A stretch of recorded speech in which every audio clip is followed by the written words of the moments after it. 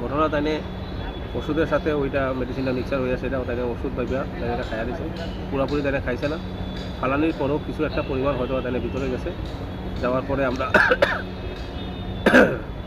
ভগবাননগর আমরা ঊনকোটি ডিস্ট্রিক্টে নিয়ে যাই তাকে ওইখানে এই আপনার এই ট্রিটমেন্টটা ওইটা আমার সাফিসিয়েন্ট মনে হয়েছে না কারণ যত সময় যাইতেছে প্রত্যেক একটা ঘন্টা তাইনের মানে এটা রাফে যাইতেছে তারপর আমি নিজের থেকে বনসাই করেছি আমি রেফার নিয়ে আমি নিজের থেকে জীবিতে আনার পর আজকে তাইনে মারা যায় তাইলে এখানে ডক্টররা অনেক চেষ্টা করছে তাইনের বৃষ্টি সবই হয়েছিল বাট তাইনের হার্টটা কন্ট্রোল করা গেছে না।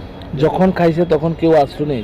যখন খাইছে আমার বাড়ির থেকে আমার দোকানটা একটু বাইরে মানে রোড সাইড আমার দোকান আর রোডের এই সাইড দোকানের পিছনে আমার বাড়ি যখন তাইলে খাইছে তখন আমার মেয়ে আসলো 2 বছরের মেয়ে জাস্ট 2 বছর কমপ্লিট হয় আমার মেয়েরে নিয়ে তাইলে নাতিনে নিয়ে তাইলে দোকানদারিতে গেছিলো তাইলে ভাত খাওয়ার কথা আমরা ভাত ভাড়া আসলো ভাত খাওয়ার কথা কাস্টমার আওয়াতে তাইলে নাতিনে নিয়ে গেছে যন্ত্রণা করে ওইখানে গিয়েই কিছু একটা গন্ডগোল হয়েছে ওইটাতেই জাস্ট দেখো ওষুধ ব্যাপী খাইছিল উনি।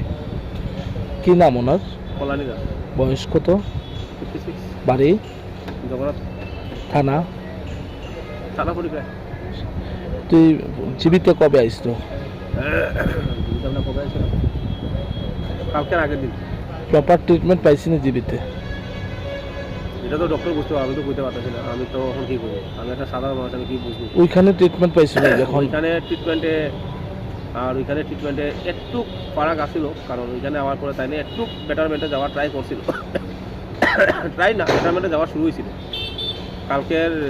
কালকে দুপুর অব্দি বেটারমেন্টে আসছিল, আস্তে আস্তে মানে এটা আবার সেই জায়গাতে বসে আজকে সকাল